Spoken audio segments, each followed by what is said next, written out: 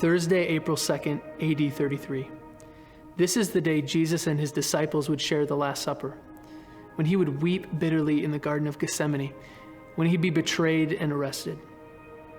Now, Jesus had sent several of his followers ahead earlier in the day to prepare the upper room for them to share the Passover meal together.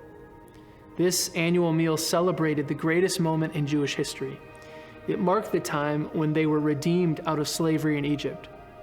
They were created as a new people, and they were given a new land in which to dwell and be a light for the nations. They were given God's holy law and precious promises. Yahweh had redeemed them for himself. And this meal was their annual reminder. It defined their identity. Now, only in Jerusalem at the temple could you have the Passover lamb slain for this meal. And that's why everyone was in town. When you ate this meal together, you wouldn't sit at a normal table, but you would sit on the floor and lean on your elbow at one side. And this was because during the Exodus, the people didn't have tables, but they sat on the ground. Therefore, sitting on the ground and reclining at the meal became an historical expression of your freedom from past bondage. The disciples recline on the floor in anticipation of the freedom Yahweh will one day bring, but they have no idea that it's going to happen in the next few days with the man sitting right next to them. Jesus' mood that evening was no doubt strange. You can picture how the disciples keep looking at Jesus, perturbed as they eat the roasted lamb and the yeastless bread with bitter herbs, and as they share the cup of wine and tell the story of how the one God long ago brought his people out of captivity, and how one day he will do it again once and for all. You can imagine everything Jesus said and did that evening, from the meal, to the foot washing of his disciples' feet, to the new commandment he gives them to love one another as I have loved you.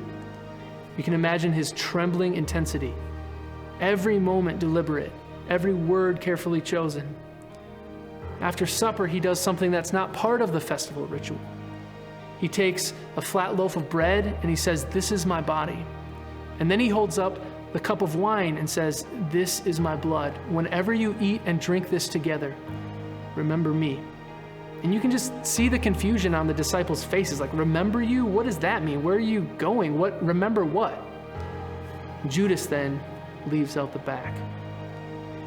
And when they had finished, Jesus and his disciples go to the Garden of Gethsemane. And here in the cool night air, in the open garden amidst the city, Jesus prays in agony to the Father. He knows what's about to take place. His sweat, the gospel writer says, becomes like large drops of blood, and God sends his angels to begin ministering to Jesus.